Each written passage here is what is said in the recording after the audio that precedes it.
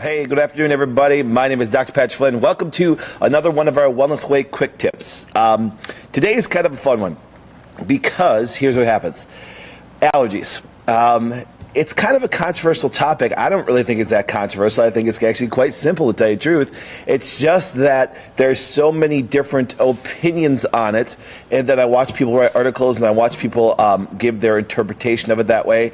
And believe it or not, medically, I see more opinion-based stuff than I see anything else. So what we're going to do today is kind of walk through allergies, and because a lot of people get confused because they'll go to an allergist and they'll say, that they're reacting, they're having skin reactions, even puff up a little bit, and all of a sudden they run a test and they say you have no allergies. It's confusing, and then they try to look for other things that way.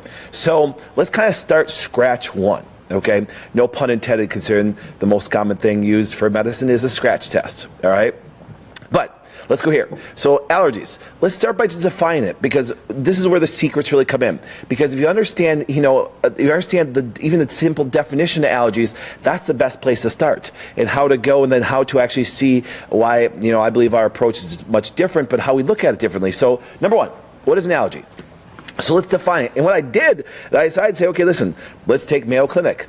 Mayo Clinic is still ranked as one of the #1 hospitals, actually medical organizations in the whole country, if not the world, that way. So let's kind of define it a little bit, and let's see what they talk about. And another thing is this: if you don't like Mayo Clinic, it doesn't matter. Most of the definitions are the same across the board. So let's start here. Allergies.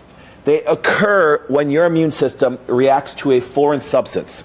Stop right there. Okay? An allergy in general is just the immune system saying something broke these barriers, okay? Maybe it came into the mucous barrier, maybe it broke through the skin, maybe we just breathed it in and it started to irritate the outside of our tissues that way, but it's actually a foreign substance, okay? Such as pollen, bee venom, pet dander, or a food that does not cause a reaction in most people, all right? So in general, what they're saying, for example, is this, is the immune system comes in contact with something and says it doesn't belong here. Well, it's interesting because when you look at just that definition that way, anything can be a foreign substance that way. We talked about this before. If a person has a hip replacement, that can be a foreign substance. If a person has a bug that comes in the body, that can be a foreign substance. Compared to some of our own probiotics, which aren't a foreign substance. That's why our immune system doesn't have any reaction to them that way. So basically, something crosses that barrier and it's foreign. That means it doesn't belong here, okay? It's why, for example, you'll see there's immune markers that are used to measure when there is a organ transplant. Your immune system always recognizes that's foreign, and you have to take drugs to suppress the immune system so it doesn't do its job and get rid of it. All right, here we go. Your immune system produces substances known as antibodies. Okay, so your immune system produces these little things, these little Y-shaped proteins called antibodies, and they attach to it. Now, when you have allergies, your immune system makes antibodies that identify the particular allergen as harmful. Okay, even though it isn't. Now, it's interesting during that definition. It actually comes after it, even though it's harmful, even though it isn't. I don't really understand what they mean by that in that way, because I'm going, listen, it's a foreign substance, and what they basically mean is a lot of them don't kill you. That's basically what they're saying. A lot of them don't kill you, so it's not harmful. Listen, it's interesting. Look at a virus, a bacteria. What they do is your immune system reacts to those foreign proteins. Now, it's interesting. Do you know that your immune system can't really tell the difference much between a bug and a food? It can't. It's foreign. It doesn't belong there. It's just that a bug has an opportunity to actually go in, use your body as itself, replicate and cause an infection, spread all over, and keep on consuming it. A food does not do that if it passes through or it doesn't belong there. All right? When you come in contact with the allergen, your immune system reacts, and it can inflame your skin, sinuses, airways, and digestive system. There's the key word. Your body reacts to what's going on.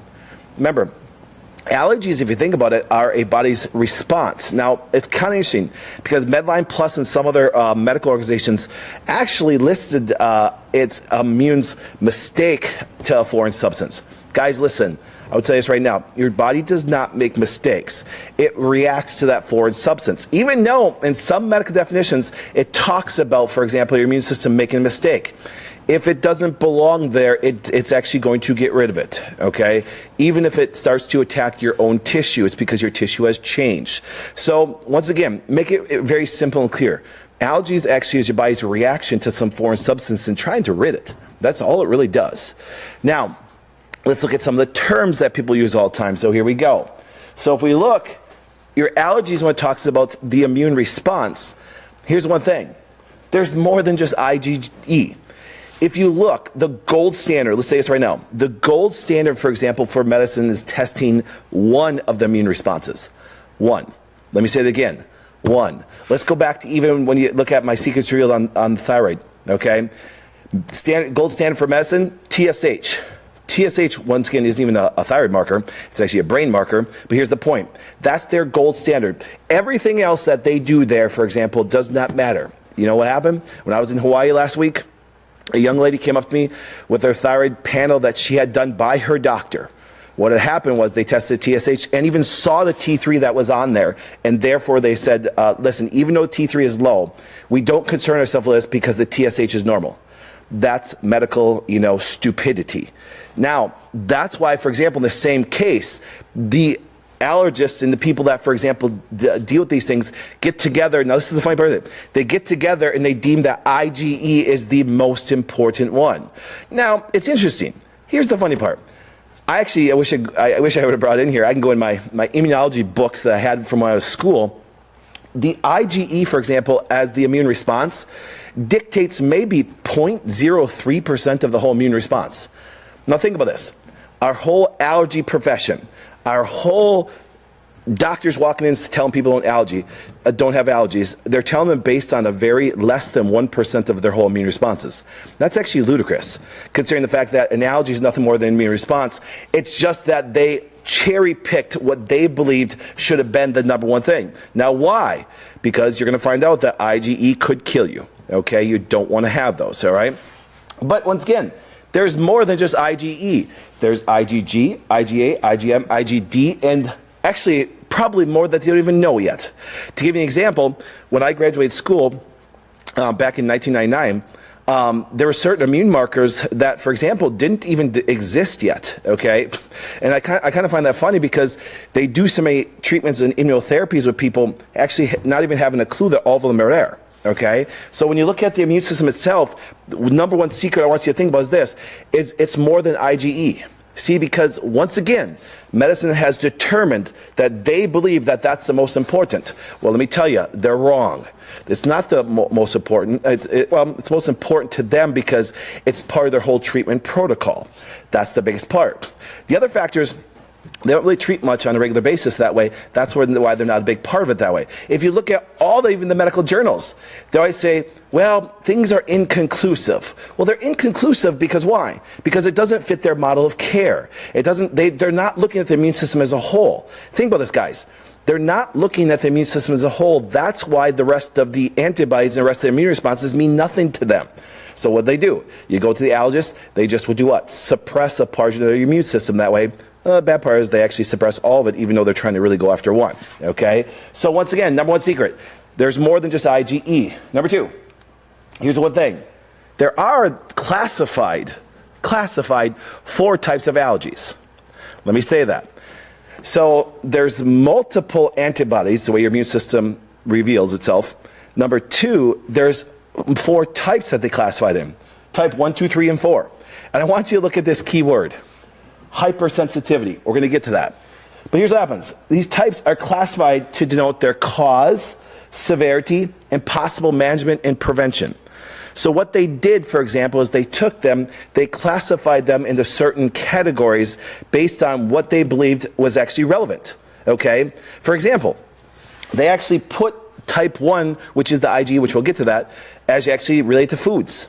Now, type 2, for example, throw in IgGs and other antibodies, but they don't relate those to foods medically, so that's why, for example, they don't have those in the classification of it that way, all right? They actually deal with it more with autoimmune diseases in type 3, but type 2, they actually even deal with it more with organ transplant that way. So long story short is when people say that they have allergy, I always say, what type? And they kind of look at you cross-eyed. Once again, ask your doctors. All right, do you have actually allergies? Sure, what type? It's quite cool because we actually can get really distinction of what reactions are happening. Because when a person says you have no allergies, a doctor actually only tested actually one type of reactions that way. Okay, so once again, medical testing inconclusive because they're incomplete. Here's the big thing. Here's one thing that I really want to distinct on that way. Type 1 hypersensitivity, that's more, for example, the IgE. We know that. It's actually anaphylactic, okay? It represents a microfraction. Let me say it again. A microfraction of your overall immune response. Type 2 hypersensitivity actually denotes a little bit more of your immune system. IgG and IgM. Now, IgG, I want you to see this, guys. IgG represents about what? About 70% of your immune responses that way. Okay, it's the largest immune response we have. That's why if you look, this is the big fallacy when it actually comes to food testing itself. See, because, for example, how they classified it and how they can treat it, as you saw from the classification, how they actually put them into certain types, is since it's the IgE, they know how to treat it, they do it, and that's what allergists says focus on that way. They've totally forgotten the other parts of the immune system and how they do react. That's why you'll see other practitioners, mainly people that are not medical, actually go towards IgG testing that way. You can also even do IgA testing. You can actually go pretty deep in the testing. Now, here's the one thing that we do know. Out of all the immune responses, there is no test that covers all of them. You'd actually have to do probably about 5 different tests to get all of them that way. But what happens is you can get such a big clue from the immune system just by how it's reacting by doing certain tests that way, and then things you know to avoid. That's why if you notice, most of when a person that really knows what to do in tests and allergies will test multiple groups and then compare them back and forth. And then also, here's what happens. If you think about this, let's say a person actually had a very big virus, okay? They came in contact with a virus, and you could see all of the immune responses. By nature, your whole immune system load is going to increase. So to test yourself for allergies during that time would actually be a very, kind of not so smart thing to do. Not so smart because your immune system is already hyperactive in its response to actually a foreign substance. So now if you put more foreign substances, it's going to actually make it more hyperreactive that way, which denotes you can actually see more things pop up on a test. Recently, I had a woman come in. She actually went to the allergist, and they did actually the scratch test and actually put the little antigen underneath their skin that way to see if they'd react, test the IgE. They also pulled the blood. What they did is they found out she had about 30 IgE reactions, which is extremely severe, okay? But he told her, said, listen, I don't know how accurate this is. Now, she's like, you don't know how accurate it is as far as the test? No, the test was valid. I'll even say the test was valid.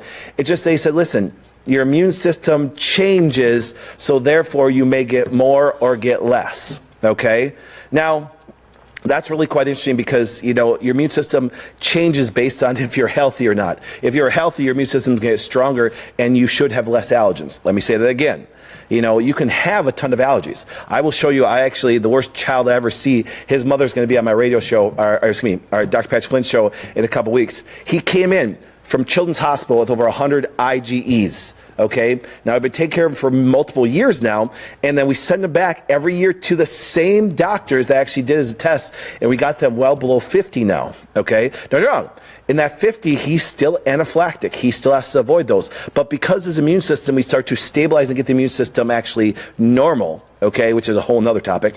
Get the immune system normal, what happened is you'll start to see some of those allergens go away. Okay, so just understand that there are multiple types, and what happens is there's multiple ways to test allergies that way. That's why you'll see, for example, especially at the Wellness Way clinics, we'll test both these venues. Sometimes we'll go even a little deeper too and actually test other antibodies even through the stool that way. There's multiple ways of doing it that way. But see, that's the thing.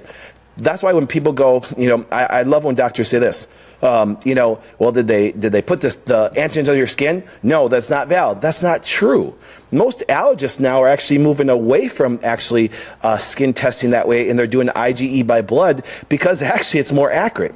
It really is, because your skin is the farthest thing away from our body. Actually, think about that. It's the farthest thing away from our body. So when they put that little antigen there, that little allergen, what happens is your immune system has to get to it. Sometimes it doesn't get to it and turn red during the timing, and so they don't really recognize there's an allergen. Okay? Number 3. This is the best one. I couldn't wait to get this one. I can always tell that people have no clue what they're talking about when it comes to allergies when they say, I didn't get allergies tested, I had my sensitivity or my hypersensitivities tested. I want to slap that person in the face. Not the person, okay, but the practitioner that taught them that. Guys, listen, let me say this. I want you to, if there's one thing that you get from this, allergies equal hypersensitivities. All of them are. But see, here's what happens. Because I know why they do this. I know how they've gotten to do this, because instead of telling the allergist that he's wrong, that there are 4 types of allergens that way, what the profession has done, they've cowered to them and they say, listen, well, you guys test allergies and we test sensitivities. They're the same exact thing. That makes no sense from any medical definition or anything that way. If you do have an allergy, it is a hypersensitivity. All of them are. So people say, I have my sensitivities tested. I look at them cross-eyed going, you have no clue what you've done. Or the practitioner taught you has no clue what they're done. Therefore, why even seeing them? Because once again, if you've had your antibodies tested that way, they're all hypersensitivity. So remember that. So I tell people are going to say, well, doc, I have my food sensitivities tested. Okay, I said, what type? And they look at me. That's my point. They don't understand what they're talking about. Allergies are hypersensitivities. Allergies are, well, I don't even use the word sensitivity. I'll never use the word sensitivity because it's actually not a documented legal word for actually allergies that way. Allergies equal hypersensitivity. So when a person says, well, I have my food sensitivities tested, I'm going, it's kind of ridiculous. I know Brandon's sitting here laughing right now because it makes no sense. You don't look, credible when you're not using the right terminology that way. So when practitioners are telling people that doing their food sensitivities, not their allergies, run, because they're clueless. They're actually baiting you to something that you shouldn't be doing that way. Remember, allergies equal hypersensitivity, so that's a big one. Now, secret number 4. Here's quite interesting. So this happened recently. Had a person come in with extreme GI problems, okay, into the Green Bay office that way. And it was interesting because she had massive problems that way, and she just, for example, looked like she had celiac, okay, with everything she was going through. So I had my doctor send her back to the doc and get a transglutaminase, test done that way. It's an enzyme that determines if you, for example, have celiac or not. Well, it's interesting because they had the test done. And it was interesting because then we ended up doing the food allergy testing that way, and actually had both IgE and IgG done that way, and came back and she had some IgEs, including to wheat, but she also had it in actually IgGs. The GI specialist looked at her and said, IgG testing is fraudulent and you should turn that doctor in who did it. And I kind of laughed. Because when she came back, the test that doctor I requested him to run was the transglutaminase antibody. Guys, guess what? Guess what antibody they measure for celiac disease? IgG and IgA. I took the paperwork and I showed her, I slid it to her, and I said, well, if that's the case, please go back to the GI specialist and turn him in for fraud. Because what he did, he tested the transglutaminase IgG antibody. She looked at me and it was positive. So she had celiac disease, okay? Well, she went back to the specialist, showed him the exact blood work that he ran. I kind of laugh about this stupid crap because they're just morons sometimes, okay? And looked and said, Doc, you're saying that the test that the Wellness Way ran wasn't valid, okay? And he's like, yep, because the IgG test. She put a test over, slid and highlighted the transglutaminase IgG. You know his response was, I can't make this crap up. I didn't know that was an IgG test. You're right, you didn't. Because why? You're a robot that follows procedures. You don't know. This woman was under your care for a long period of time, and she was repeatedly getting sick. Want to get better at this, though? Here's the even better thing. He told her that it wasn't that big a deal, even though he saw our testing, the transglutaminase IgG and IgA, that if she wanted to eat wheat every once in a while, it was okay. No, it wasn't. That foreign substance, that wheat, was going to destroy her GI tract. She had diarrhea constantly. She was bloated. She looked like she was 3 months pregnant, and they still told. See, even if they test things, they're clueless on some of the things to do that way. But the doctor actually backpedaled big time and didn't know it was IgG. Thank you that we taught you that, because the sad part is this: that woman would have been very her life would have been destroyed if she wouldn't have been tested properly. But then on top of it, that glutamase IgG and IgA can be triggered by other IgG antibody food allergies that way. So my favorite lab, bar none. Now, once again, this is just part of this. My favorite lab, bar none, is actually, you want to get in detail, is actually Immunolabs. Why? Because there's a little trick there. Because as I told you, there's IgE, there's IgG, there's IgM. Well, it's interesting because a lot of the labs, they've actually gotten a little bit cheap. And what they've done is they look at the IgG testing, and you want to get even more detail, but this is actually more of a class. This is just a secret today. There's 4 IgGs. Let me say it again. So there's 4 types of allergies. There's multiple antibodies. And when we talked about IgE and talked about IgG, there's 4 types of IgG. The reason why I like Immunolabs so much is because, once again, they actually test all 4 of them, which makes me very happy because, once again, most of your food allergies actually only test one of the IgGs, actually the number 4.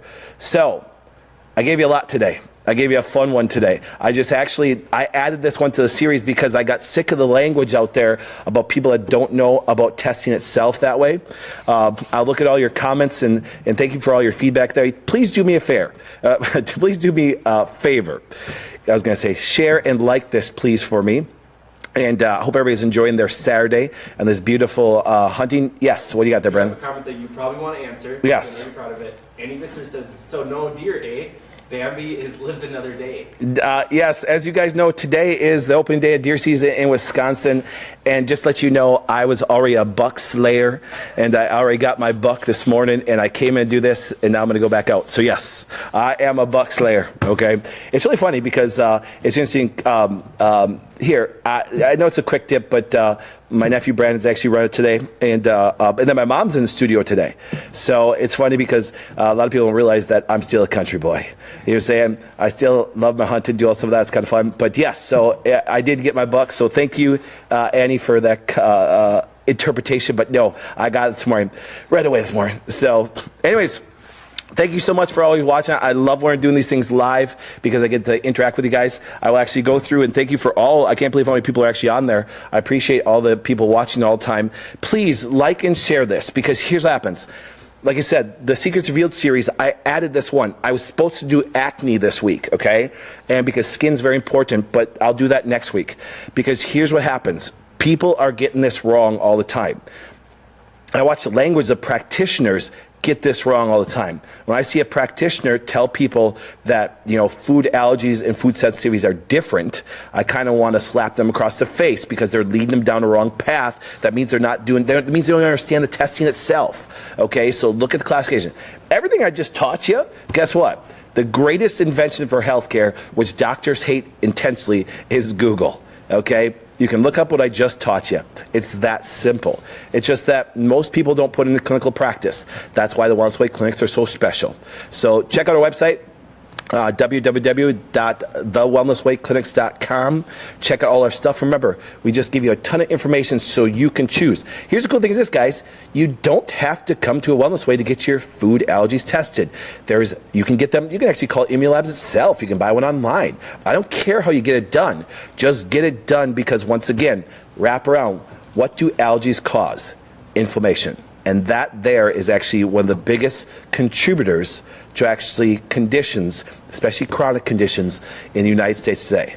Once again, I am Dr. Patrick Flynn on this beautiful Saturday morning. Thank you so much for watching me today on our Wellness Way Quick Tips. I will see you next week.